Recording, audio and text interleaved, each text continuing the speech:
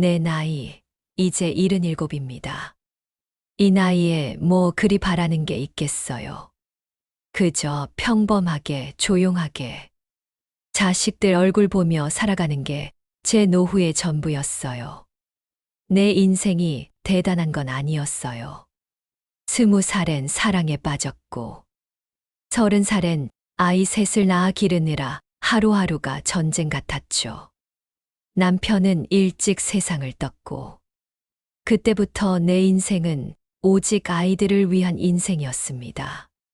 나는 엄마였고 아빠였고 친구였고 등불이었고 방패였어요. 누가 욕하면 울었고 누가 칭찬하면 하늘을 나는 듯했어요. 그렇게 키운 자식들이었어요. 그 자식들에게 내 가진 걸 다 줬습니다. 큰아들에겐 전세자금 보탰고 둘째에겐 사업한다고 내 퇴직금을 줬습니다. 딸에겐 내 집을 넘겨줬죠. 엄마는 너랑 평생 같이 살 거니까. 그 말 진심이었습니다. 이 영상은 자식의 마음을 알아보기 위해 시험했다. 충격받은 할머니의 이야기입니다. 영상 시작 전 구독과 좋아요, 알람 설정 부탁드립니다. 자, 이제 시작합니다. 그런데 참 이상하죠. 전부를 준 날부터 모든 게 달라졌어요. 큰아들은 연락이 끊겼고, 둘째는 나를 피했습니다. 그나마 곁에 있던 막내딸, 하루가 다르게 변해갔습니다. 예전엔 같이 드라마도 보고, 밤늦게 같이 귤도 까먹던 아이가, 이제는 내 눈빛조차 피했어요. 엄마, 그 그릇 치워요. 냄새나요. 엄마가 또 TV 리모컨을 냉장고에 넣었잖아요. 엄마, 이러다 진짜 치매 오는 거 아니에요? 그 말들이 처음엔 걱정인 줄 알았습니다. 정말 그렇게 믿고 싶었어요. 그런데 점점 알게 됐죠. 이 아이는 불편해진 거예요. 엄마가 짐이 되었다고 느낀 거죠. 그날 밤 딸방에 있는 노트북 화면이 열려 있었어요. 치매 초기 증상, 노인 요양원 입소 조건, 요양병원 국가 지원금. 그 검색어들을 보고 심장이 철렁했어요. 나는 무서웠습니다. 정말로 치매가 온 건 아닌지. 그보다 더 무서운 건 딸이 날 어떻게 하려는 건 아닌지. 그 밤에 잠이 오지 않았습니다. 방 안불을 꺼놓고 한참을 생각했어요. 그리고 문득 이런 생각이 들었죠. 내가 정말 치매에 걸린 척을 해보면 어떨까? 그럼 진심이 나오지 않을까? 정말 나를 사랑하긴 했는지, 그동안의 말들이 진심이었는지, 속을 들여다볼 기회가 되지 않을까? 바보 같은 생각이었어요. 하지만 너무 알고 싶었습니다. 그래서 시작했죠. 리모컨을 냉장고에 넣고, 약통을 일부러 싱크대에 숨기고, 식탁에 밥숟가락 대신 칫솔을 올려놨습니다. 처음엔 딸이 웃더군요. 엄마, 왜 이래? 진짜 정신 안 차릴 거예요. 그런 말이 농담처럼 들렸습니다. 하지만 며칠이 지나자 표정이 굳어졌습니다. 짜증 섞인 말투, 침묵 속에 무심한 눈빛. 엄마, 이젠 병원 가봐야 할 것 같아요. 혼자 두면 불안해요. 나도 일해야 하잖아요. 그리고 또 며칠 뒤 딸이 전화를 하더군요. 엄마가 좀 이상해. 나 요양원 상담받아 볼까 해. 응, 집도 내 명이니까 같이 가서 설명드릴게. 그 말을 듣는 순간 몸이 부들부들 떨렸습니다. 내가 그렇게 키운 아이였는데, 내가 그렇게 의지했던 딸이었는데, 엄마는 너랑 평생 같이 살 거니까. 그 말은 내 편지지에 또렷이 남아 있는데 이 아이는 나를 이 집에서 없애려 하고 있었습니다. 그날 밤 나는 펜과 종이를 꺼냈습니다. 내가 왜 이런 짓을 했는지, 왜 치매인 척을 시작했는지, 그리고 지금 어떤 상황에 와 있는지를 기록하기 시작했죠. 그날 이후 나는 조용히 녹음을 시작했습니다. 딸이 누구와 어떤 통화를 하는지, 나를 어떻게 생각하는지, 그리고 진짜 그 아이의 속마음이 어떤지를, 그리고 정말 믿고 싶지 않은 이야기들이 들려오기 시작했습니다. 나는 치매가 아니었습니다. 하지만 세상에서 가장 외로운 노인이 되어 가고 있었어요. 딸은 내가 자고 있을 거라 생각했는지 거실에서 조용히 전화를 받기 시작했어요. 하지만 나는 눈을 감고 베개 밑에 핸드폰을 켜두었죠. 녹음이 돌아가고 있었어요. 이게 어쩌면 내 인생을 바꿀 증거가 될 수도 있을 거란 생각이 들었습니다. 딸의 목소리는 낮았지만 선명했어요. 엄마가 요즘 진짜 이상해. 리모컨도 냉장고에 넣고 밥에다 치약 짜고 완전 치매야. 응. 근데 문제는 말이지. 우리 집이잖아. 근데 엄마가 계속 여기 사시면 솔직히 부담이야. 나는 그 말에 숨이 턱 막혔어요.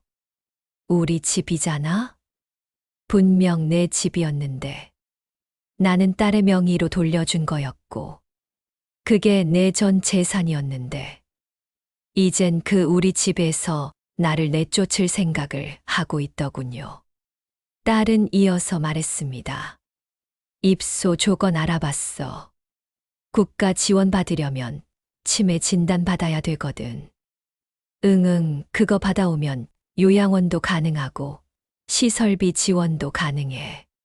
진짜 엄마 없으면 내 인생 좀 쉬워질 것 같아. 나는 이불 안에서 조용히 울고 있었습니다. 그 어떤 말보다 아팠어요. 엄마 없으면 내 인생이 쉬워질 것 같아. 그 말을 내가 낳고 키운 딸이, 내가 평생 품어준 딸이, 내가 내 집까지 넘겨준 딸이 한 겁니다. 그날 이후 나는 딸이 없는 시간은 가만히 앉아 있었습니다. 아무 말도 하지 않고 아무 행동도 하지 않고 그저 생각만 했습니다. 나는 뭘 잘못했을까? 이 아이에게 너무 많은 걸 줘버린 걸까? 내가 내 아이를 잘못 키운 걸까? 아니면 그냥 사람이 원래 그런 걸까? 며칠 뒤 딸이 정식으로 말을 꺼냈습니다. 엄마, 이번 주에 병원 예약 잡았어요. 기억력 검사 받자고. 그래야 혹시라도 지원 받을 수 있대요. 엄마, 그냥 순순히 가요. 요즘 진짜 너무 이상하단 말이야. 나는 묻지 않았습니다. 그 말이 무슨 뜻인지 이미 알고 있었으니까요. 이 아이는 이제 나를 시설에 넣을 생각을 하고 있었어요. 나는 아무 말 없이 고개를 끄덕였어요. 속으로는 가슴이 찢어졌지만 겉으론 그냥 무표정하게 고개를 끄덕였어요. 그날 밤 나는 딸의 책상 서랍에서 요양병원 브로셔를 찾았습니다. 입소 전 건강검진 필수, 장기 요양 등급 신청 절차 안내, 1인실 추가 요금, 심지어 비용 계산서까지 적혀 있었습니다. 그걸 보면서 웃음이 나더군요. 참 철저하다. 내가 이토록 계산된 존재였구나. 내가 이 집에서 이 아이 인생의 변수이자 문제였구나. 나는 결심했어요. 이제 이 연극은 끝내야겠다고. 그리고 마지막 선택은 내가 하겠다고요. 치매인 척한 것도, 이 집에서 나가는 것도 다 내가 정할 겁니다. 이 아이의 뜻대로 되게 두지 않을 거예요. 그리고 이 아이가 내 진심을 몰랐듯이 이제는 나도 이 아이를 모르는 사람처럼 대할 겁니다. 하지만 그 전에 마지막 한 번 기회를 줄 생각이었어요. 진심으로 나를 걱정해 주는 말 한마디라도 있다면 내가 이 모든 걸 없던 일로 하자고 할 수 있을지도 몰랐죠. 그러니까 그날 밤 나는 또 한 번 녹음을 켰습니다. 그 아이가 나를 간병인에게 소개하는 말을 들으며 나는 마지막 희망을 걸어보기로 했습니다. 그 목소리는 차가웠습니다. 정말 모르는 사람이 말하는 것 같았어요. 엄마요? 말은 잘하는데 헛소리가 좀 있어요. 그러니까 그냥 조용히 있고 말 시키지 마세요. 침대에 오래 누워 있는 거 좋아해요. 식사할 때만 좀 깨워주시고 대화는 하지 마세요. 혼잣말도 많이 하거든요. 나는 정말 혼잣말하지 않았어요. 그 아이 앞에 선 말수가 줄었을 뿐이에요. 왜냐면 대화가 무서웠으니까요. 이제 확실해졌어요. 이 아이는 날 버릴 준비를 마친 겁니다. 이제 나도 준비를 마쳤습니다. 내가 이 집에서 나가는 것도 이 아이의 손에 끌려가기 전에 스스로 나를 지키기 위한 결정을 할 시간입니다. 그날 아침 딸은 내게 옷을 챙겨 입으라고 말했습니다.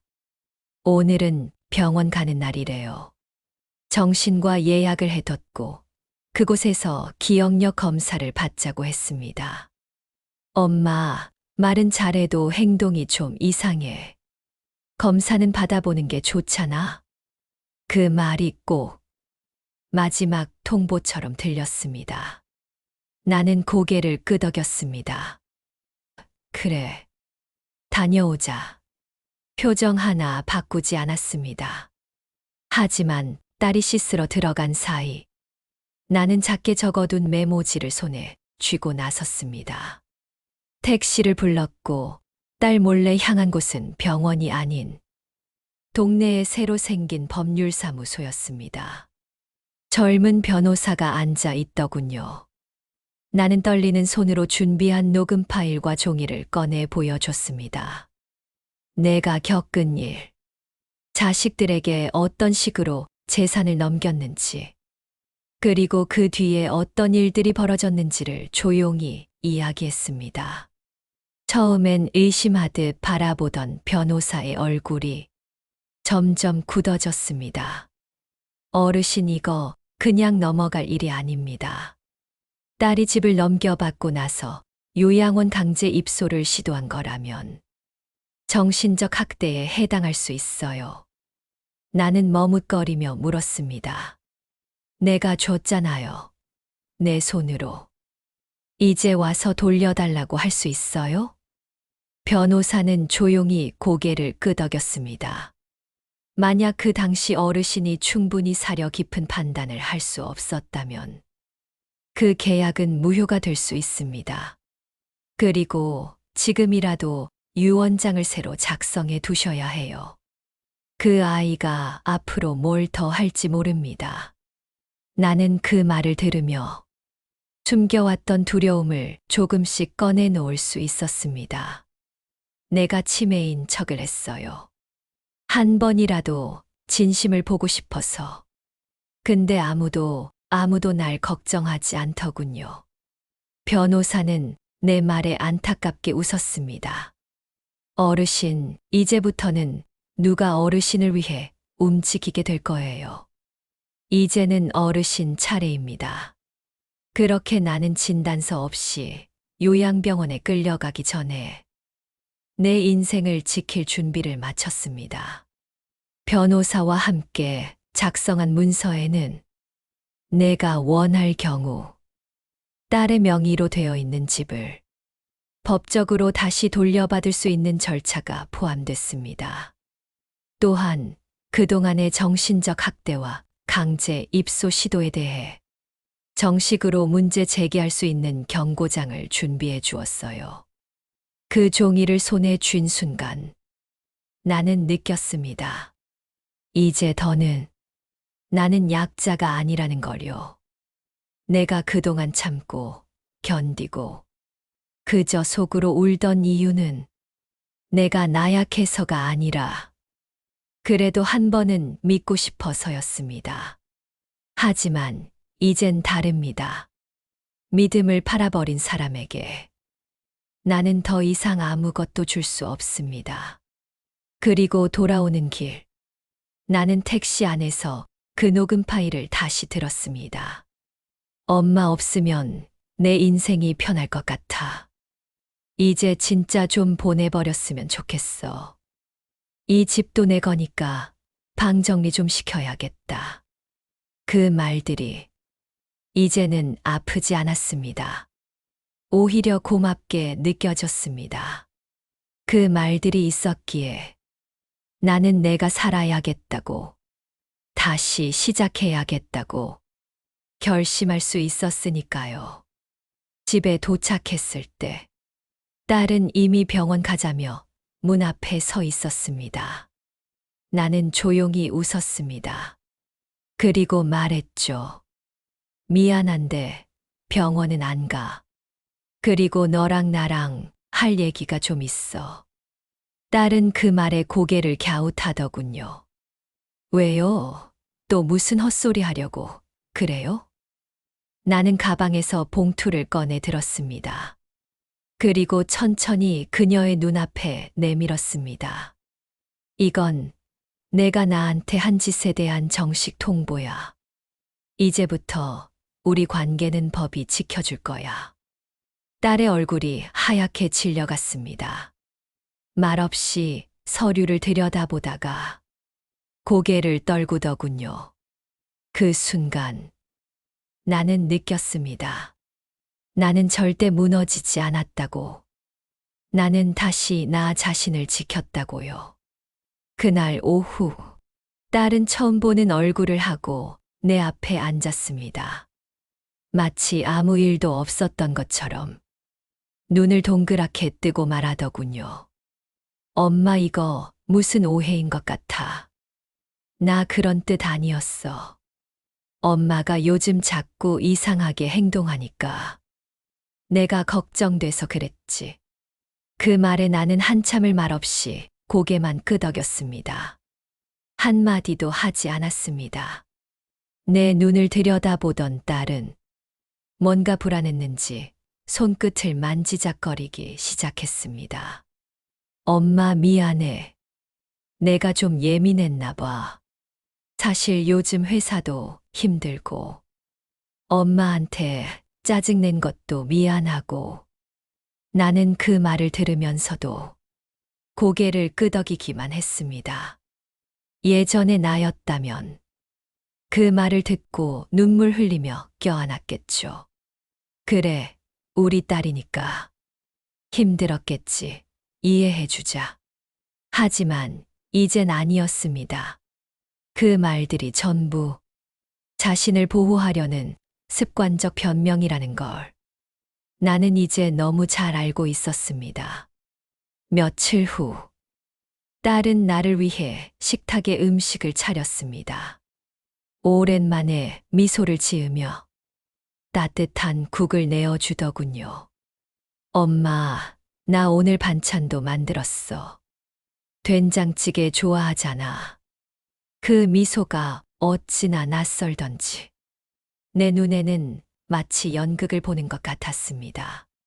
전에는 그렇게 성질내며 이런 거 드시지 마요. 소금 많잖아요. 하던 사람이었는데 갑자기 건강을 챙기겠다며 약 봉투를 나에게 밀어주고 같이 산책을 나가자고 팔짱까지 껴보이더군요. 나는 그 모든 변화가 그 서류 봉투 하나 때문이라는 걸 잘 알고 있었습니다.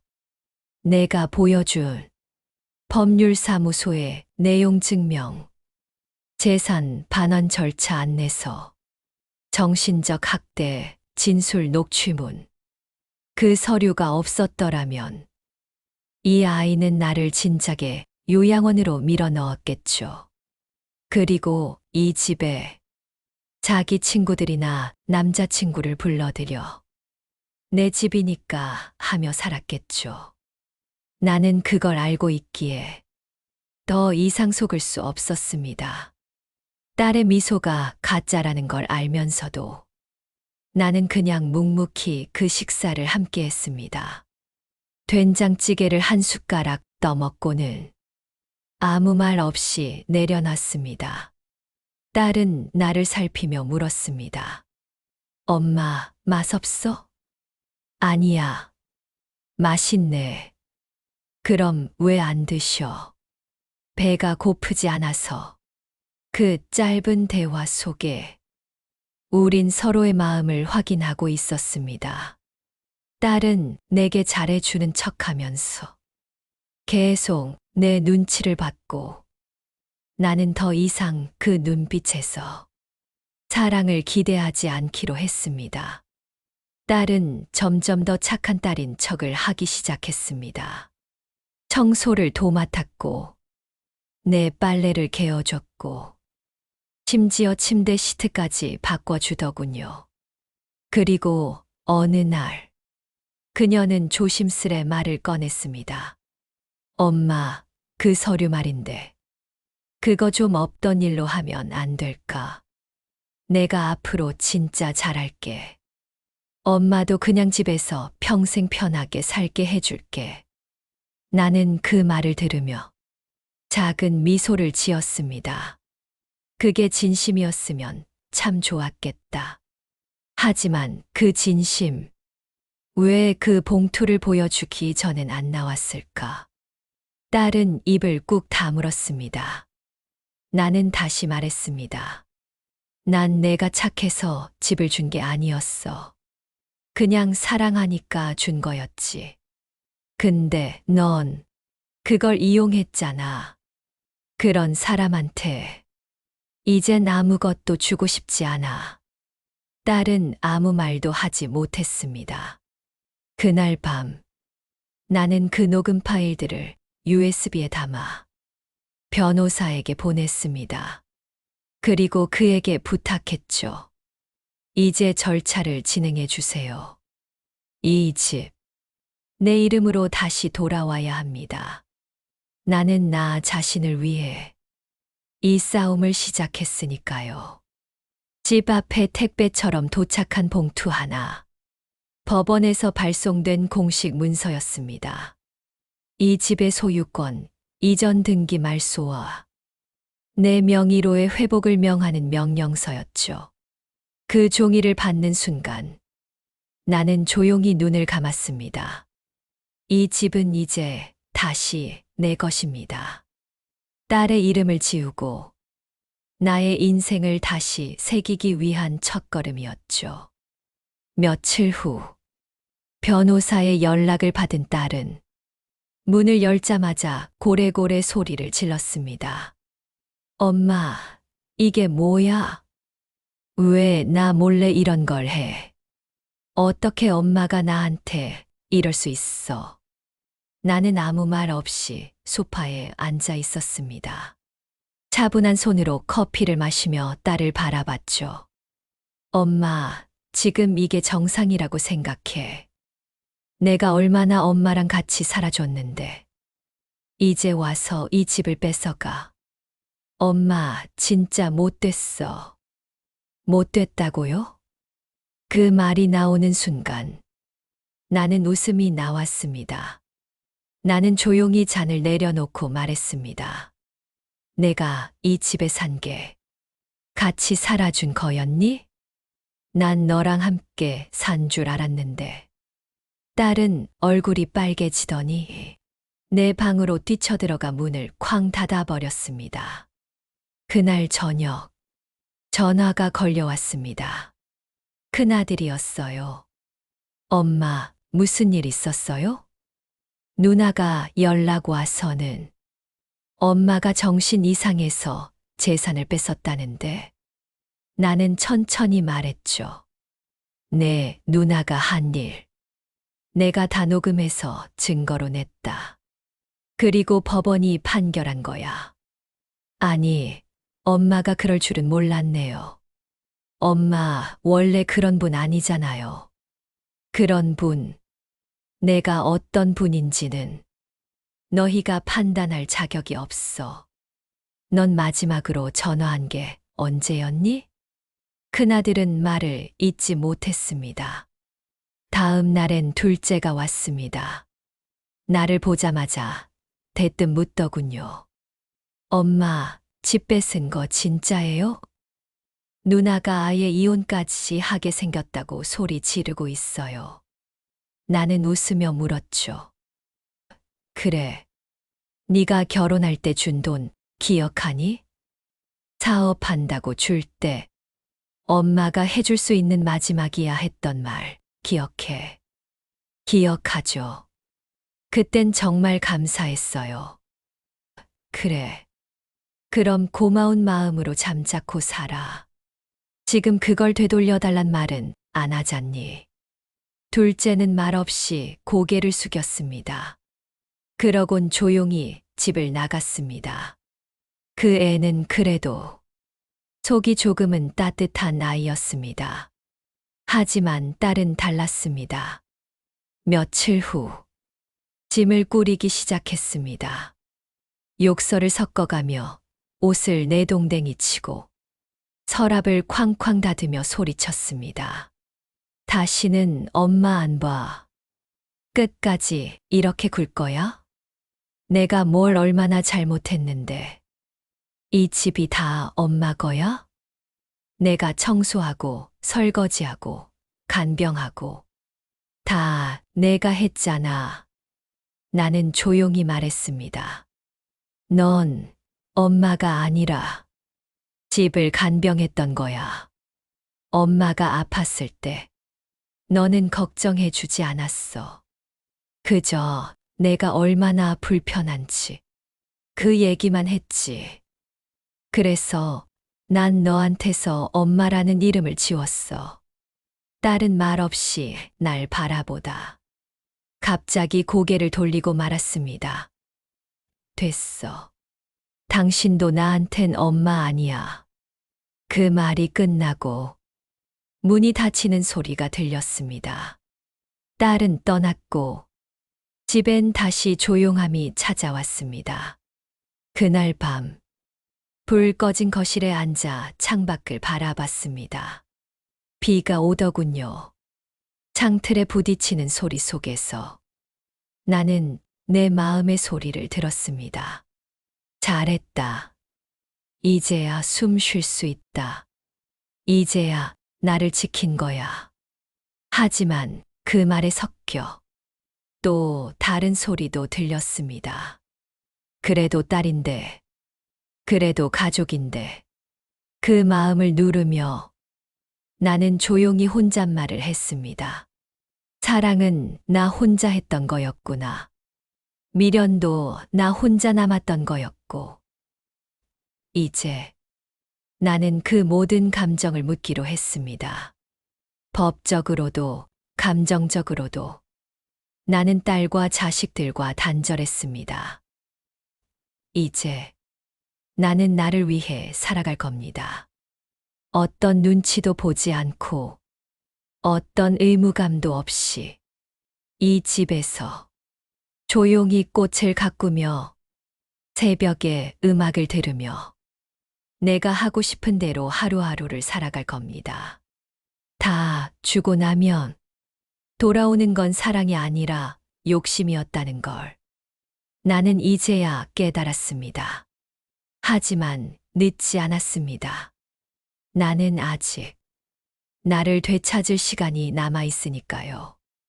여러분, 혹시 지금도 누군가를 위해 자신을 너무 많이 내어주고 계신가요? 사랑이란 이름으로, 가족이라는 이유로 자꾸만 나를 뒤로 미루고 있진 않으셨나요?